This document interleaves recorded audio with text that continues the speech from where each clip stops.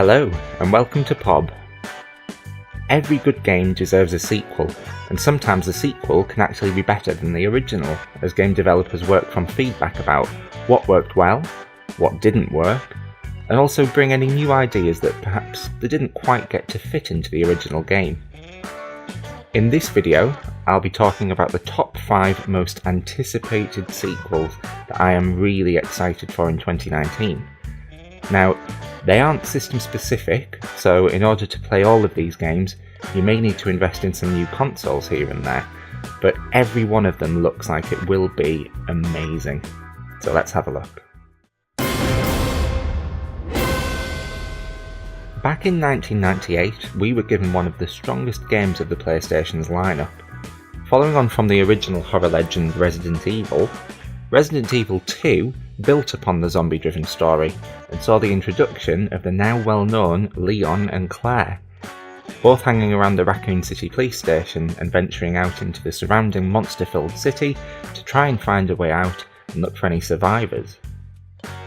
The game itself in 1998 improved upon the original by really nailing the horror vibe through the setting, mysteries, and the music that it used.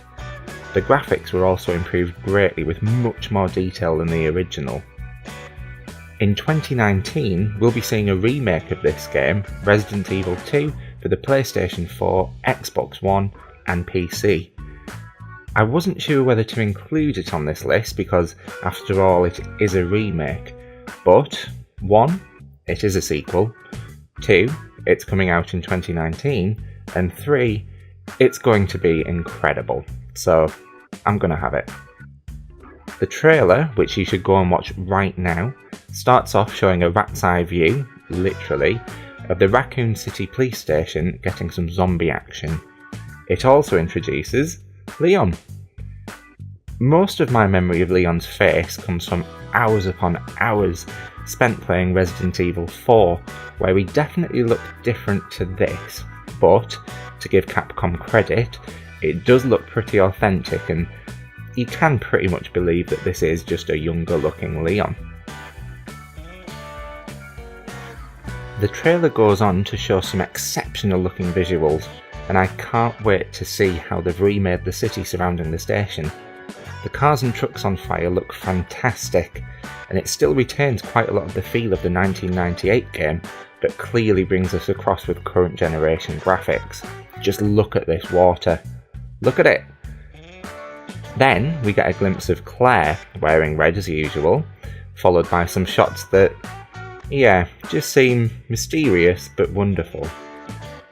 Resident Evil 2 is due for release at the end of January 2019, so out of this list, this is probably going to be the first one that anyone plays, so we'll have to see if it lives up to the expectations, but from the trailer, it certainly looks like it will.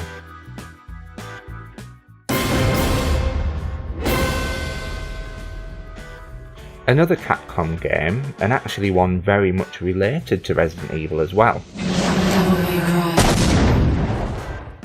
No Umbrella Corporation in these games, fair enough, but the game's roots definitely started out with it.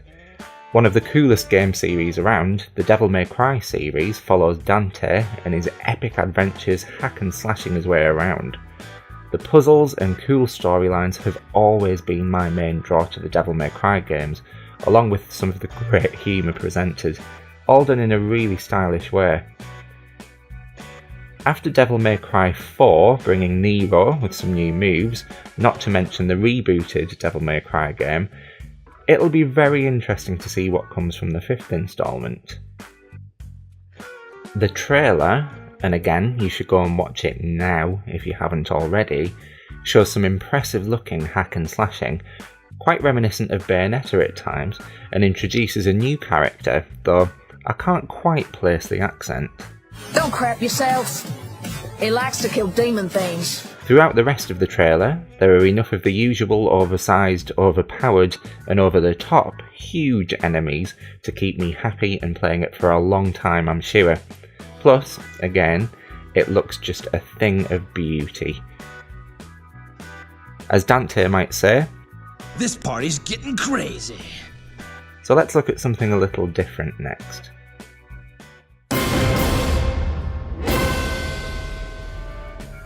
In 2015, Ori and the Blind Forest was one of the most beautiful games I had ever come across, both in terms of its simple yet powerful visuals and the incredibly touching storyline.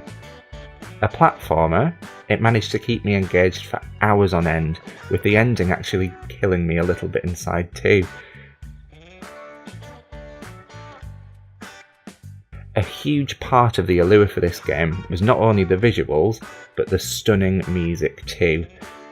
The soundtrack to this game is just filled with emotion. The theme will haunt me for the rest of my life, not least because I do find myself adding it to my playlists now and then.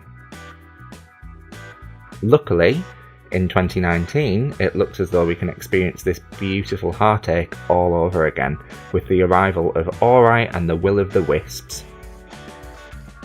First glimpse of the trailer, my reaction is, oh my god, yes, more of this artsy, fantastic, beautiful, incredible world. The world of Ori is just so visually stunning. I could watch videos of the world of it all day long, and the music, I predict some more additions to my playlist, quite frankly. Oh my god, it's the baby owl. The baby owl is in the trailer.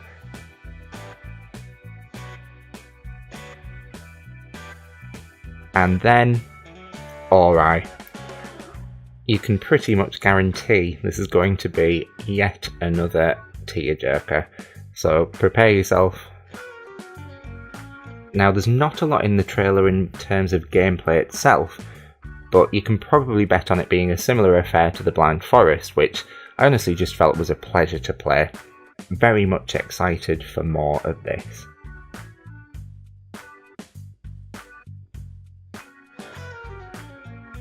Now, I don't know about you, but Devil May Cry hasn't quite reached my quota for all the hack and slash goodness I need in gaming in 2019, so hopefully there'll be something else. A game that is an absolute joy to play. Bayonetta.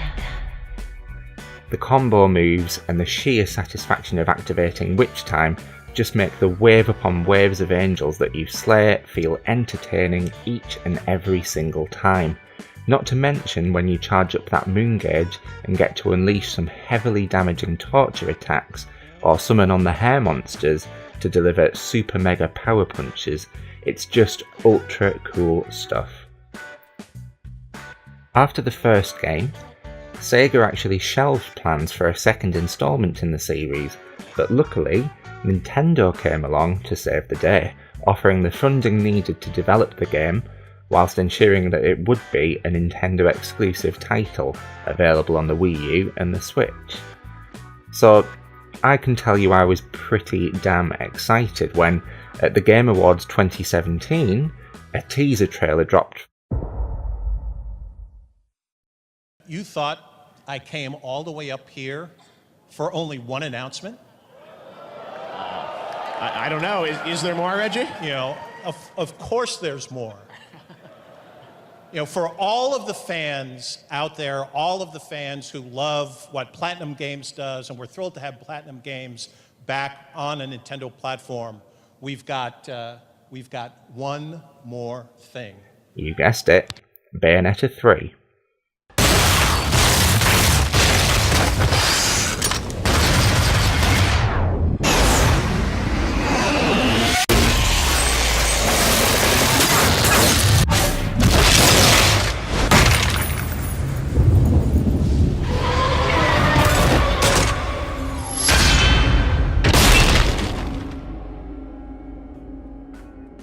At this point, the teaser trailer is all we have to go on, but you can guarantee that this will be more of the same awesome gameplay and that over-the-top story that we have all grown to love.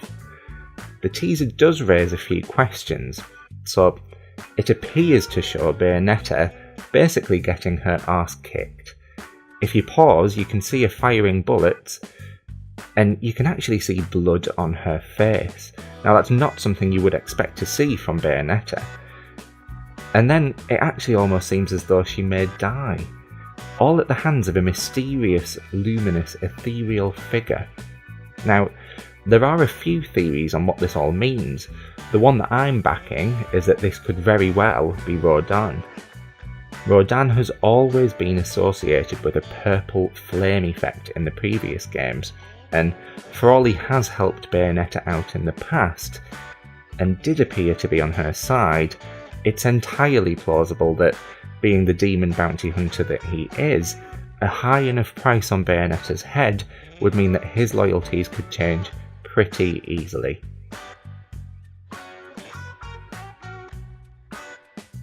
Although no official release date has been set, it's a fairly safe bet that this will be a game we will see in 2019, so hopefully we'll get a meatier trailer soon too. Either way, it's a game that I am incredibly hyped for, and I really hope that the Switch will go down a little bit in price before Bayonetta 3 gets released, because I will need to buy one.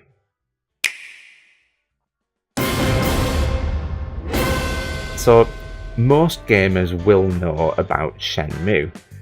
A series released on the Dreamcast in the late 90s, Yu Suzuki's action-adventure series was way ahead of its time, with a pretty unique gameplay and awesome music and plot. Then, I suppose you might expect that, given that, at the time, it was the most expensive game ever to be developed, at a whopping $47 to $70 million. Now, you would think they would be able to be a bit more specific there. I know that if I hadn't accounted for $23 million, I'd probably recheck my figures. Gamers were left feeling pretty lost for many years though. Shenmue 2 ended on a pretty huge cliffhanger. Don't worry, no spoilers, go and play it. And then for years and years and years, despite a lot of fans campaigning and there being a clear-cut demand for further games in the series, Sega just would not budge in their stance.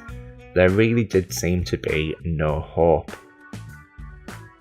Then, at E3 2015, this happened.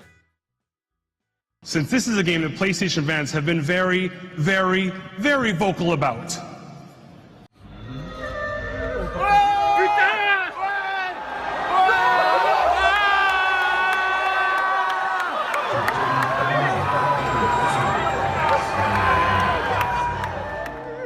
Shenmue 3 will be the story you have waited for, but this Kickstarter will be real success when you choose to make it the full-on Shenmue experience you have dreamed of. The fate of Shenmue is in your hands now. Of course, it wasn't a total certainty to be made at this point. Having a minimum funding target of $2 million was no small target. But, of course, that only took 8 hours for it to reach, making it the fastest Kickstarter campaign to get that amount of cash. It ended up being the highest funded video game, with $6 million on Kickstarter.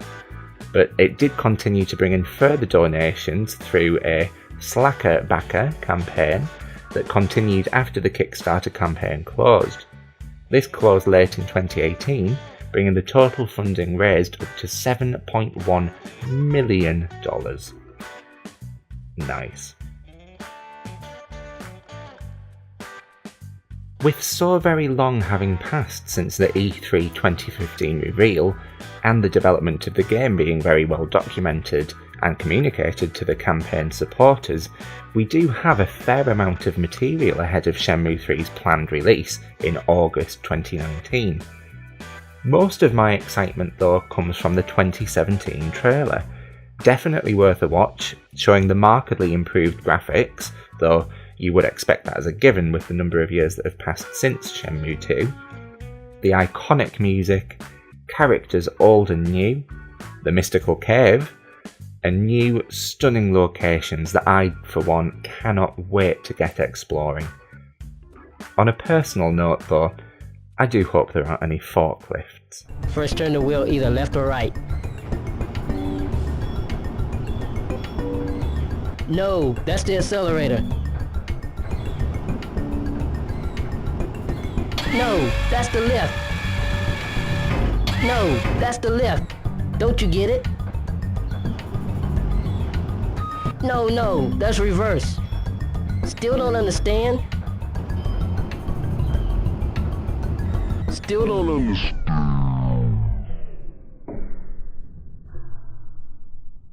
So there we have it. Sequels coming in 2019 that I think are going to be amazing. Now, if you like this video, please do give it a thumbs up and subscribe for more content that will be coming soon. Also, let me know in the comments section if there's anything that you liked or anything that you didn't. Also, do you agree with these games?